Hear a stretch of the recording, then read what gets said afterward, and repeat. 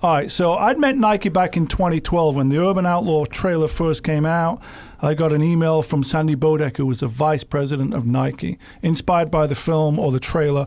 Long story short, we screened him a rough edit at the Soho House and hosted a 2-day design summit for Nike's designers at the Loft downtown in 2012. Did you get a lot of fucking mileage out of that trailer? Yeah, but that was pure. Yeah, I mean, literally, oh my like, God, did you get mileage out of that within trailer? a week of that coming out, we didn't know if 5,000 people were going to see it or 5 million. But when Nike approached us within a couple of days, we were like, wow, where's the connection here? We didn't really see it, but it was just, I suppose, thinking outside the box a little bit. So yeah, we knew we were onto something, and Sandy said, if you ever need anything, let us know. And we kind of lost contact, and then unfortunately he passed away in 2018. He had throat cancer and passed away, and we went up there for the, I suppose, a memorial in Portland. And a couple of months before, I'd been approached by what became a buddy of mine called Pelly, who ran Nike SB. And he said, hey, are you interested in doing a shoe with us? What do you think about that? One of our pro skaters is a Porsche guy, a shod wear. And I said, well, I don't skate.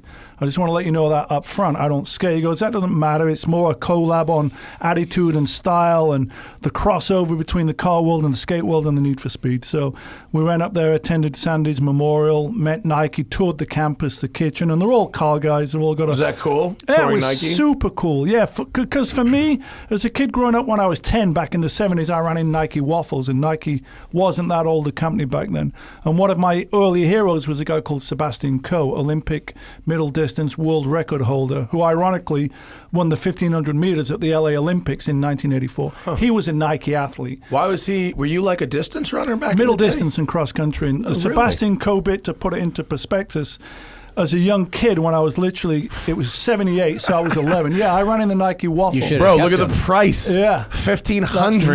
That's Sotheby's. That was the shoe I ran in the 70s. And Sebastian Coe, who went on to be Olympic world champion and world record holder, he'd signed this little certificate I had, and all it said was, well done, Sebastian Coe. But I still have it 43 years later. Oh, wow, so cool. it kind of meant something. And when I went to Nike, they had a whole Sebastian Coe wing. Oh, a really? whole dedicated to him. So that was sort of full circle for me as a 10-year-old, to Sandy Bodecker in 2012, to 2018, the first conversation with Pelly. And then Nike's a huge corporation, so you don't hear anything for 6 months, 9 months, a year. Yeah. By 2019, is it on? Yeah, we're still doing it. And then right at the beginning of what became COVID, like the week before, like March 8th, I finally met a shot for the first time. He came down the warehouse, and it was sort of like, we talked about it for 2 years. Finally, it was like, you two should meet and see if you click. He came down in his Porsche, and that was it. The sneaker was on. And I only ever did 2 drawings, and I dated him. It was like March 25th and April 3rd. And Pelly essentially said, because I'd never designed a shoe, but I'd done clothing and various other things. He goes, just put all your inspiration on it and we'll scale it back.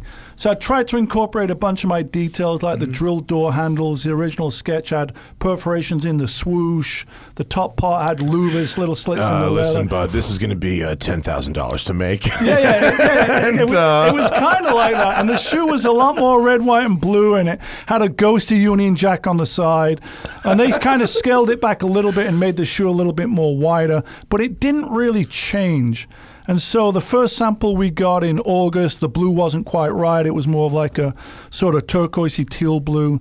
And the hardest part of the shoe really was just getting the blue on the swoosh to match the blue on the bumper. Because they're different materials?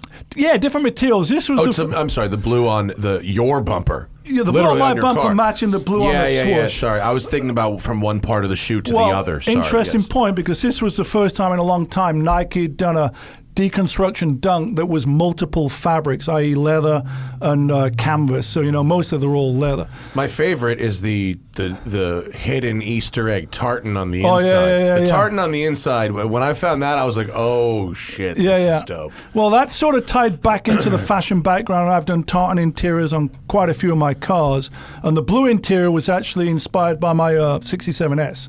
So that had the blue interior tartan there. And mismatched laces. I love the mismatched laces. Yeah, it actually comes with 3 laces, as you know. Yeah, not being stingy with the laces. Not being stingy with the laces. It's good. But here, wait, how come, though, it's sold as an SB, but it's pretty much an Air Force One, isn't it? Well, It's not really. I'm wearing them. In wearing them, they don't feel like skateboarding shoes. They feel like basketball shoes from the 70s. It's real close. The problem, the difference with the deconstruction is, there's less padding. So it's already not quite as puffy. And I think the canvas really makes it feel more vintage. Yeah, it feels like a vintage shoe for sure. But my friend Nino had this fashion show launching his shit the other night, and I built a whole outfit around those shoes.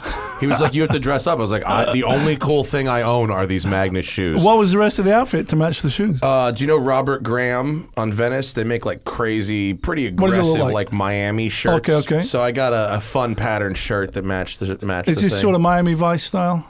A little bit, a little Cuban influence, little Havana inspired. Kind of, yeah. I mean, I kind of want to get back into the fashion game, but not doing what I did before, where I ran all the production and samples. I'd sort of be more on the creative end, collaborating, doing like a capsule collection. I mean, you could really do. The collab game is enormous right now, so you could just lend your design influence to a whole bunch of stuff. That's sort of what I mean, the Nike, I think, will be the catalyst for that, because this was a collaboration that I don't think people expected. Yeah. I was always wearing my Doc Martens because they were super comfortable, and they still are.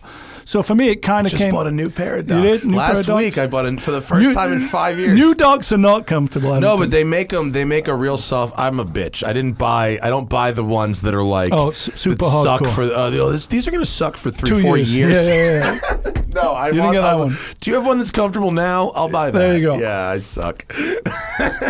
I mean, the interesting thing for me with a Nike collab, and we knew it would be like this, but not to quite this extreme. Like, I'd done stuff with Hot Wheels before, but Nike people are fanatical, probably as fanatical as Star Wars fans, right? So when this thing kind of leaked out a few weeks before it came out, that was when the hype started. Then it got on Hypebeast and various other places. Last week, Ashad and I are doing an interview with GQ magazine, 8-page spread. So this thing's got some 8-page spread in GQ. About a fucking shoe. Awesome. That's great. It's a story, It's not just a shoe. It's the melding of two styles coming together, cross culture brought together by the love of the car. Really, I think that was a catalyst for it. Cars take up. Yeah, there's some LA River shots, of course, but my point. Got that permit, LA River? Come on, you drive right in. What permit? There's no one there. The gate's wide open. Is it really? I mean, there is no gate. Really? You got to go near the Home Depot in San Fernando. Drop that pin for me. Later before you go home, drop that pin. It used to be really easy when it was under the 6th Street Bridge. Now you got to go a little further north through Chinatown. But whenever I post a photo in the bridge and in the river, and I've done a few of them, everyone's like, "How do you get there? Do you need a permit?" Well, I've lived here for 12 years. I've always thought you needed a permit. I didn't realize you had to be the fucking outlaw. There's an inner outlaw within everyone, I think.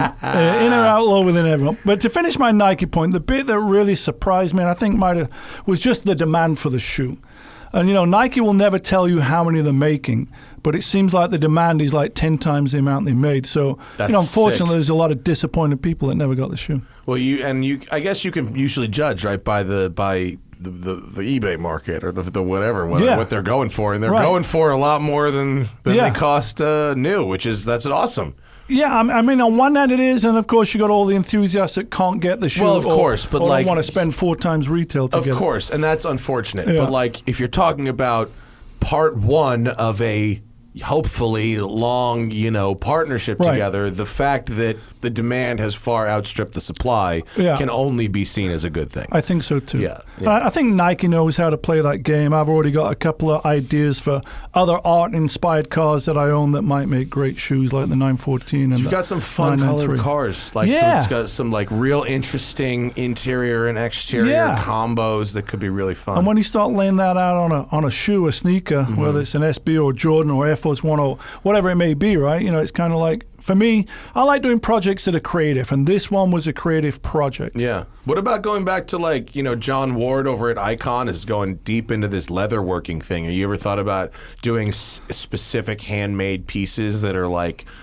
real avant-garde kind of things, or not really? I'm more wearable, functional stuff to me. I've done that type of thing back in the series days when we were designing stuff for Alice Cooper, for example, and it was more avant-garde and theatrical and stage wear. Yeah. For me, I'm more about comfort and usability. But, I definitely like to collaborate with someone that's outside of the box that people thought, I never saw that coming. Yeah. Because that's sort of how the Nike thing was.